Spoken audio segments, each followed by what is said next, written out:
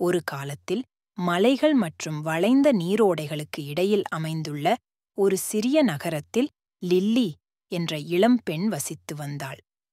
Lily உலகில் உள்ள எல்லாவற்றையும் விட அதிகமாக வரைய விரும்பினார்.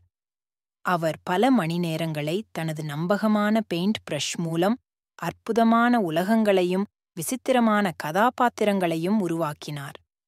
ஒரு நாள் லில்லி தனது பழைய கிரீக் வீட்டின் மாடியை ஆராய்ந்து கொண்டிருந்தபோது ஒரு தூசி நிறைந்த பழைய மரப்பெட்டியில் தடுமாறினாள்.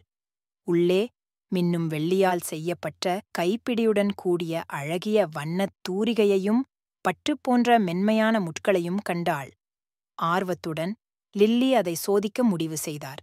அவள் ஆச்சரியப்படும்படி தூரிகையின் ஒவ்வொரு அடியும் அவளுடைய வரைபடங்களுக்கு உயிர் கொடுத்தது. தரை பலகைகளிலிருந்து மரங்கள் முளைத்தன. பறவைகள் அறையைச் சுற்றி பறந்தன. ஒவ்வொரு மூலையிலும் பூக்கள் பூத்தன. லில்லியின் கண்கள் ஆச்சரியத்தால் விரிந்தன. அவள் புதிதாக கிடைத்த புதையலின் சக்தியை உணர்ந்தாள். உற்சாகமாக லில்லி தனது கண்டுபிடிப்பை உலகத்துடன் பகிர்ந்து கொள்ள ஆர்வத்துடன் வெளியே விரைந்தார். அவர் கட்டிடங்களின் சுவர்களில் பரந்த நிலப்பரப்புகளை வரைந்தார். மாயாஜால உயிரினங்களால் பூங்காக்களை நிரப்பினார்.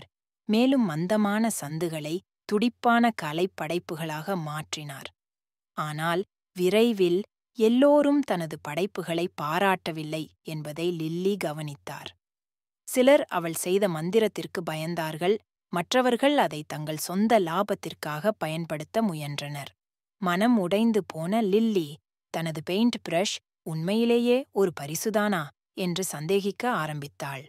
ஒரு நாள் மாலை லில்லி தன் அறையில் அமர்ந்து மனச்சோர்வடைந்த நிலையில் ஒரு சிறிய உயிரினம் அவள் முன் தோன்றியது. அது மின்னும் சிறகுகள் மற்றும் மென்மையான புன்னகையுடன் ஒரு சிறிய தேவதை. "அன்பே லில்லி, சோர்வடைய வேண்டாம்," தேவதை கூறினார். "உங்கள் பரிசு அடிக்கடி கனவு காண மறந்துவிடும் உலகில் ஒரு ஒளிவிளக்கு. அதை புத்திசாலித்தனமாக பயன்படுத்துங்கள். உங்கள் கலையை பார்க்கும் அனைவருக்கும் நீங்கள் மகிழ்ச்சியைத் தருவீர்கள்." புதுப்பிக்கப்பட்ட உறுதியுடன் லில்லி தனது வண்ணப்பூச்சு தூரிகையை மீண்டும் ஒரு முறை எடுத்தாள். அவர் காதல், இரக்கம் மற்றும் நம்பிக்கையின் காட்சிகளை வரைந்தார். உலகத்தை அழகு மற்றும் ஆச்சரியத்தால் நிரப்பினார்.